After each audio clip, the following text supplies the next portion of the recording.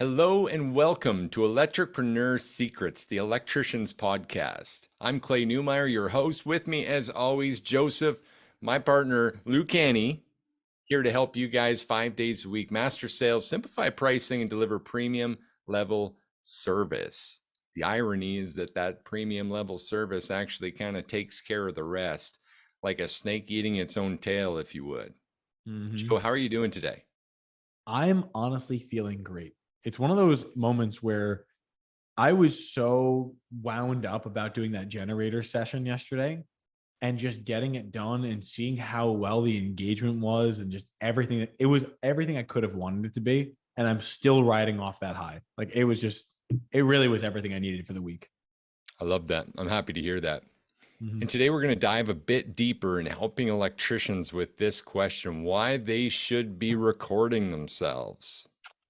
Yeah. What are we And talking about here? What situations? Why would I record myself at all? I just want to speak to that first because I can imagine how many electricians are currently right now looking for the next button on the podcast because they're like, I ain't doing none of that. Like, nope. Guys, before you switch and skip, let me explain why. The main thing is this: we all hate being recorded, right? It's almost one of those things that is standard and most people hate. Like, Clay, have you ever heard the expression, I hate how I sound when I listen to my own voice? Of course, I've felt that too. I've gotten over it Mm-hmm. necessarily, or I couldn't More or do less. this. I couldn't excel at this. And I think that's a point that you're leading up to here. Exactly. You have to get comfortable with how you sound. I remember I actually can tell you it's weird. My brain is interesting, but I remember the first time I ever heard my own voice. It was in the third grade. There was a recording, and I remember listening to it and being like, who the hell is that? It didn't sound like me. I saw it was me, but I didn't sound like me. And You didn't even know. I realized I was like, if I had heard my voice out in a crowd, I wouldn't have been able to pick up on it. And I realized ever since then that that's a problem because if I don't know how I sound, I can't control how other people hear me. Hmm. And remember at the time, I was the kind of person that was not understood. I did not understand others and I did not understand myself. So, what I learned to start doing was monitoring how I sounded so that I would come across less different. Now, we can take that and apply it to professionalism. And I did. And I got amazing results from it. And I'd like to discuss why and how. Is that okay? Yeah, let's do it, man. Okay.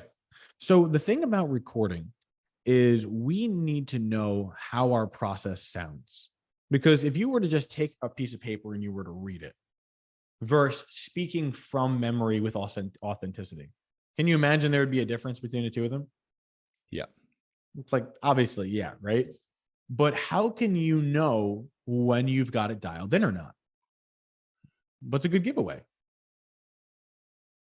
Really, it would be once you listen to it and you say that sounds right. So the reason why I feel like you need to record yourself is some of the best speakers in the history of speaking always would practice in front of a mirror or have an audio recording of themselves that they would listen to it. Any idea why? Well, to work on it, I mean, it's only so much what we say. A big part of it's Mm-hmm. tonality, voice inflections, pause, Mm-hmm. right? That's how I always illustrate it or demonstrate it rather in our sessions. You actually said it perfectly because it's not what you're saying, it's how you're saying it. It's the tonality behind it. It's the inflection. It's the emotion. It's where your body language is. What are your body communicating? Like, let me give you an example.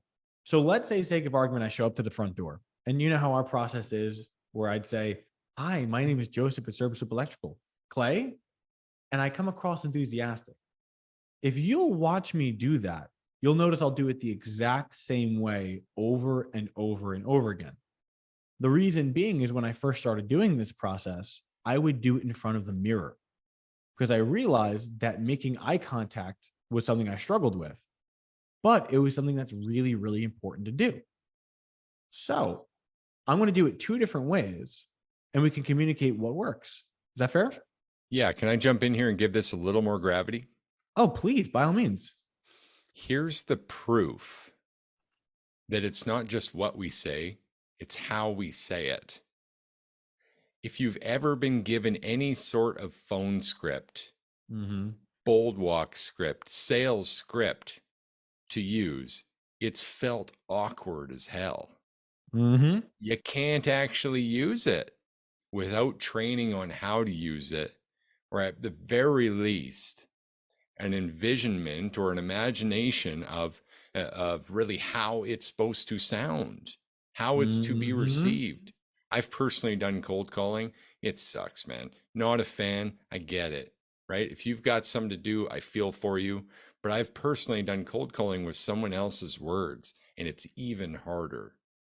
You Mm-hmm. can't do it until it's explained how it's supposed to sound, until you realize and imagine those voice inflections, the pause, the Mm-hmm. tonality.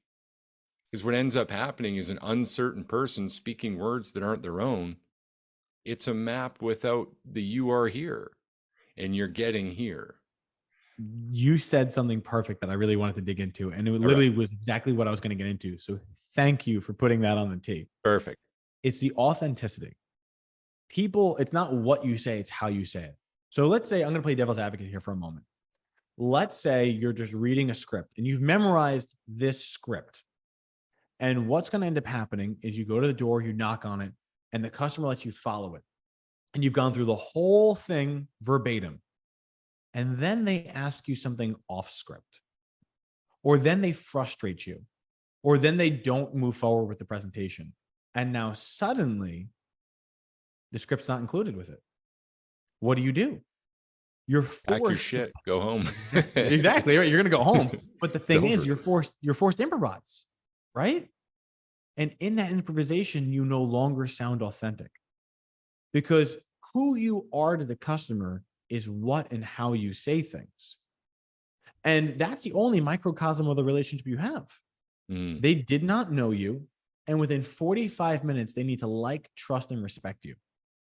And if you can't practice how you sound, do you sound inviting? Do you sound warm? Do you sound welcoming? Do you sound professional? Do you sound knowledgeable? If you don't hit every one of those things, this call will not go well. That makes sense? it does. And I just want to speak to the people who are feeling like dropping off here, or maybe already have, and it's too late for these words. But let me help you out by just saying that doesn't mean we should just go from the gut. This doesn't mean Mm-hmm. shoot from the hip. And certainly that winging is not going to win it, because Mm-hmm. at some point, the best results come from repeatable process, Mm-hmm. right? There are no professional sports teams out there that do not have a playbook.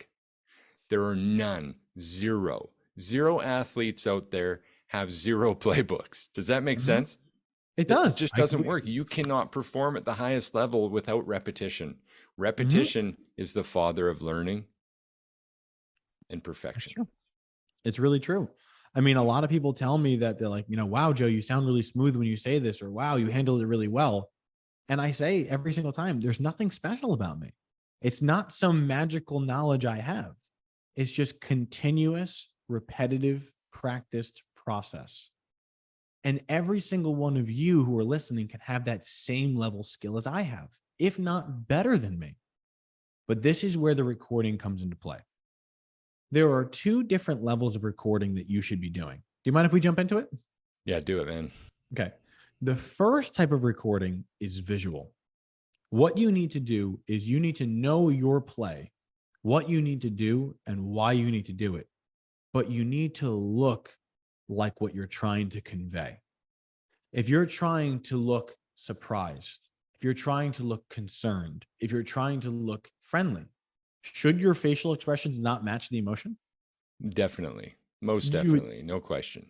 Yeah. And once again, I am not trying to tie too much into it, but someone like myself who doesn't understand or doesn't naturally be gifted with those social cues, it's very important to practice. And a lot of times we don't know that we're lacking in these skills until we're in those situations. And I would rather show up prepared and never need the skill than to show up and be like, oh, I wish I had practiced that one. I really wish I did. So the visual is when we do our pre-arrival process, the best thing you could possibly do is practice the front door step. That could be the difference of, all right, shoulders back, chest completely flat, hands in front of you, direct eye contact, 1 to 3 steps back from the front door, and then smile with intention. If you can do that at every single call, eventually it becomes muscle memory. And then once it's muscle memory, it doesn't require a conscious effort. The neurological pathway has been created. Your body and your brain consistently looks for the path of least resistance, very similar to how electrical circuits work, because our brains are simply electrical circuit conductors. All we need to do is establish that neurological pathway, and this will become the new normal. Make sense? It does. Yeah, definitely. Awesome. The second type then is audio. Not so if you've mastered how you look by standing in front of the mirror and you've practiced your presentation, the next is how do I sound? So for those of us who say, I don't like the sound of my voice, change it. You have the ability of doing voice training. I mean, think about it. How many opera singers do you currently know? Me personally, none. One of my best friends is an opera singer or is a trained opera singer. Nice. And the thing is that there is an insane amount of voice conditioning that you can do. And you have the ability of going into it and saying, this is a muscle, no different than anything else. You can practice how you sound. You can practice the intention you're trying to convey. And the best thing to do is once you've understood how to flex those muscles, it now becomes natural. And when it becomes natural, it becomes authentic. And when you're authentic, now you've reached the point of being liked, trusted, and respected. But going back to this, how could we have gotten there without the practice? Right? Yeah, valid concern, man. Valid. All right. So how do we get there? What do we got to do? There's a couple of different things above just standing in front of the mirror. Mirrors are great for audio, are great for visuals. But for audio, I like to do 2 different things. One is I like to have the written script that I'm reading as authentically as possible. So I would have it in my hand and I would physically be recording it. And I would read the script as authentically and in the moment as I possibly could. That way I have a reference of what the standard should be. And that goes on recording 1. Then what I also would do is I would keep a micro flash drive in my left pocket, left shirt pocket. And before I went to every call, I would switch it on. At the end of every week, I would take those recordings and upload them to my computer, and I would listen to the ones I sold, and I would listen to the ones I didn't sell. And I would pick out where I lost the customer in each one. And eventually, what would end up happening is when I found the really good ones, I would save them as win walls. And those clips would be consistently saved as wins. Then when I was in the van training, I could simply replay myself saying it correctly. Because then what becomes stored via osmosis is your own authentic brand of the process. I And you love see how that. that might be valuable? Yeah, absolutely. Can we just help me with one thing here? Sure. You were recording from a device in your pocket. Is that Yes. allowed? Yes. And actually, it's a great question. So believe it or not, recording is legal provided you've done certain things. You cannot use it in a court of law because now that's considered a wiretap. So the person said they pull a gun on you, you can't use it. Doesn't work. You also can't sell it. You cannot take this material and then release it to others for profit. What you can do, though, is for quality and training purposes, able to record for your own personal use. That is fully legal in all 51 states. Awesome. Awesome. I want to bring in just a moment of caution here again. Mm-hmm. And it's for a type of person because you've been vulnerable today. You've shared some of the challenges that you feel Mm-hmm. you face socially and being on the spectrum, right? So, in that, there are challenges naturally. I want to introduce a different kind of challenge that we don't talk about often. And it's I'm game maybe for it. viewed as the contrast to that, the Mm-hmm. opposite to that. And I've heard people say this before, so it's really important to discuss. If you were someone that felt you were born with the gift of gab. Mm. If you were someone that felt you were naturally a born salesperson, you could, what's a good expression that's actually Ice to an appropriate here? Eskimo. There was Ice a, to is an it Eskimo. I mean, that's no ice to an longer Eskimo? appropriate now. I live in Canada, and everything I'm hearing is you shouldn't call them Eskimos anymore. So Okay. I'm feeling like I didn't want to use that, but that's okay. You get the point. Yeah.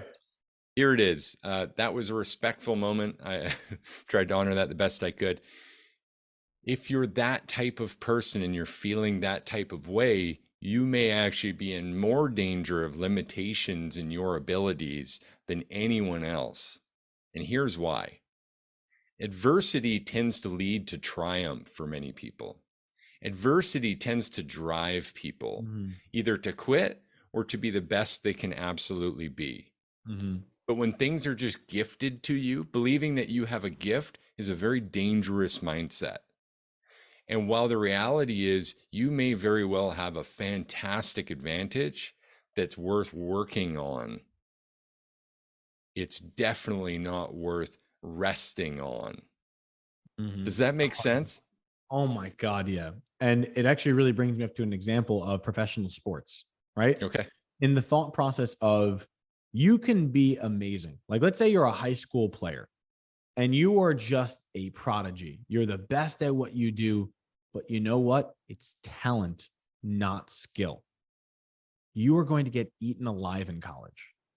The reason why is because the only people that make it to the college and the minor leagues are the people who had to develop their skill for consistency purposes. Anyone can thrive in a certain element within a certain condition, but true professionals thrive within all conditions because they've mastered the process and they've mastered the skills that need to be communicated at command. Yeah, definitely. I would agree with that. And I want to tie in a very emotional reason to this too.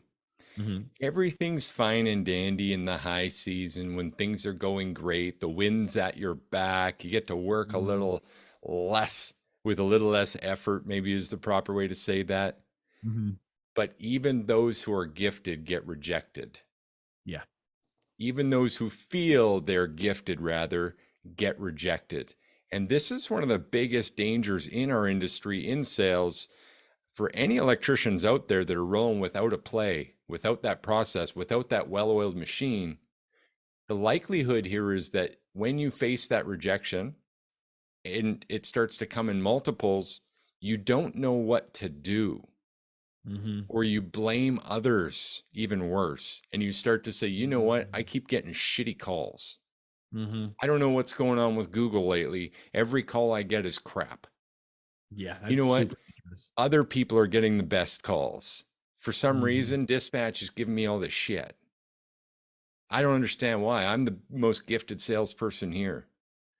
This is dangerous, dangerous territory. And at some point, people on that high hill tend to crash. And when they do, it becomes a very personal and emotional battle that you face when you realize it's not about a gift, it's about continual improvements on a repeatable process. My Is God. that fair Like to say, Joe? absolute mind blown because it really hit home for a moment because I can imagine someone saying who's gifted, why am I getting the crappy leads? And they may not actually be giving you the crappy leads, but I want to play devil's advocate. And I'm going to say, what if they were? What does that say? You would never give the person who you know is going to close most consistently the worst calls. You would be setting them up for the most success. So if you believe you're the most gifted and you were being given the worst calls, that actually is not only a test, but a gift because that gift is saying, you know what? You have all the capability of doing great things, but you need to be trusted with something small before we're willing to give you something big. Prove that you can develop and master the process for these small calls. And as a result, then when you show that you can thrive here, we know that you'll be completely set to take the bigger ones. Absolutely. Skill trumps talent every single time. Definitely. And now to speak to the person in the middle, if you were someone that trained your way to that champion round, to Mhm. breaking through 1 million in sales a year so that you're now a sales tech and not a service tech or an install tech, Mhm. right? Because really, if you're breaking through 1 million in sales, why have you do anything else? You You're lose an money when you asset. start training tools at that point. Yeah. Exactly. You're an asset. So if you're that person and you begin to fall off training and get complacent with training, then again, with the parallel of sports, it's way harder to keep the crown than it is to earn it. Mm. We see that in every realm out there because at some point, this is just Groundhog Day. You've already done it 1,000 times. And so what happens to the training? It falls back. And what happens to the wins? Mhm. They start to fall back. And before long, those you thought were nowhere near your tail are now catching up and even passing you in this race, if you would call it such a thing. Joe, go And ahead. it is literally, you said something that made me immediately jump on it, because that's why our goal is to train for slow season. Because a talented individual will close when money's out in his hand. Like, here, take it. I got my refund check. It's summer. I want this project done. It's spring. I want this project done. And then they lose their process along the way because they're not practicing it, because it's too easy. They don't need it. They don't need it because they feel that they don't. But the guy who's really struggling to close, his nose is on process. He's on it. He may not be getting 80%, he may be getting 50%, but he's consistent there. And then when slow season comes, the guy who is getting 50% will stay at 50%. The guy who is in the 80s starts going 70, 60, 50, 40, 30. And he's scrambling to try to figure out, what do I do? What do I change? What do I do? What do I change? Because he has nothing other than talent to base off of. Whereas the guy who is only at 50, he knows what he needs to improve on because he's doing the post call self diagnostics. He's running the play. He's listening to himself. And I would take that guy over the talented one any day. 100%. If you want a real life example of this as an inspiration, it's a long watch, but the Last Dance series, Chicago Bulls, Mm. Michael Jordan story, man, the guy was so hard on himself and everyone around him. I'm not Mhm. suggesting that's you or that become you, but if you want to see how champions are really built, it's a hard road. And there's way more footage in that series in practice than there is out on the court against Mhm. the competitors. So, from this episode, Joe, we've got some great nuggets in this. I want to Mhm. wrap this up and give these guys a couple action items if you're ready for that. I'm pumped and ready to go. You want action or all star? I'll take the action on this one. Okay. I'm ready when you are. Here's what it is. We started out why you should record yourself, but it implies that you have a process. It implies also why you should have a process that you're following. If you don't, then I dare say what you're doing is not repeatable. And maybe that's a good thing because maybe the results you're seeing right now aren't great. And maybe the results you're seeing are great and you're not exactly sure why. And that requires a process and a process for measurement. So for me, the action step is honestly adopting a process, drawing one up. Whatever you need to do, it's got to be a repeatable, consistent thing that we can measure and manage. Is that fair of me to offer, Joe? I think it's extremely fair and it's really on point. Good. What do you got All for right. All Star? The all star tags in with what you said, because then assuming you have a process, like let's say you've got one, you know it, you got a playbook, you're ready to run it. I strongly suggest you invest in what's known as a pocket recorder. They're literally, all they are is a small flash drive. And what you would do is you'd keep it in your front lapel pocket. The reason why is I've tried them in all over the parts. I've tried them in my left pocket, right pocket, leg pocket, anywhere, over the string loop. I found that it bounces around the least amount in your left pocket over your heart. The moment you get to the front door, click on. All you've got to do is just listen to yourself. If you can store all the calls and say, these are the calls I'm winning, and they go to one folder. These are the calls I'm losing, they go to the other folder. You're going to start to see patterns. And those patterns will teach you where you need to start shoring up your defenses. For me, I struggled with pools. I didn't know I was losing pools until I listened to how my pool presentations were. And that's what made me decide to pivot and start designing the pamphlets and the books of all the pool jobs that we love to fix. Game So, tape. Absolutely love that. You know what? As you're saying that, something very specific came to mind. I just want to sure. share quickly.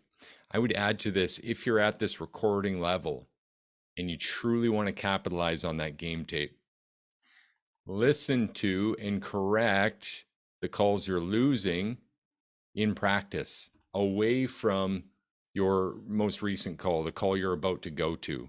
I would Mhm. only listen to winning tape on the way to a call. Would you agree with that, Joe? I would.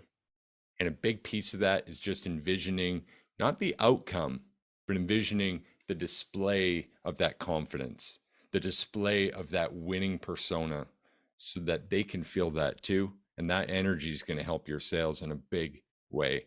Guys, we're here with you 5 days a week to help you master your electrical sales, simplify your electrical pricing, and deliver premium electrical service.